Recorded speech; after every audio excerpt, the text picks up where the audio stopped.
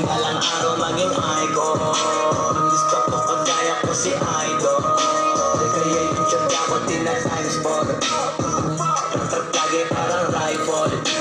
Huwag na huwag ka kakagat sa fake. Iwas ko sa foul. Huwag kang makampante, ingat sa galaw. Huwag puro atake, aralin dumipensa. Minsan din depende yan kung paano ka pumwersa. Minsan kayo naman papabay ng pasensya.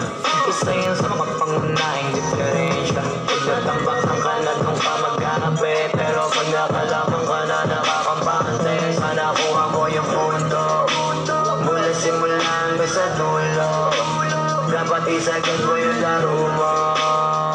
Dapat lagi nakatuto kada minuto. Parang laro maging icon. Gusto ko kagaya ko si Idol.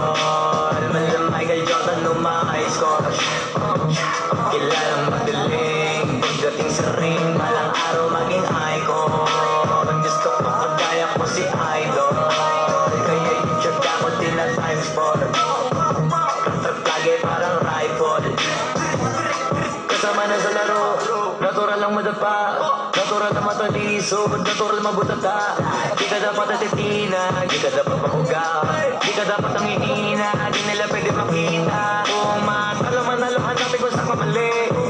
Para malamang mo rin kung saan mo kailangan mag-uwi. Yung pinakamagaling na ikaw, paano palabasin? Dapat ay wala kang pagkakataon na palalabasin. Wala malambot na binte, wala malambot na binte. Kailangan buwan dibdib, at sa sarili may bilib. Kasi may gustong marating at patunayan sa marami kahit na paunti-unti na parang araw maging icon. Gusto ko kagaya ko si Idol. Mala Michael Jordan nung mga high score. Kilalang magaling pagdating sa ring. Balang araw maging icon. Gusto ko kagaya ko si Idol.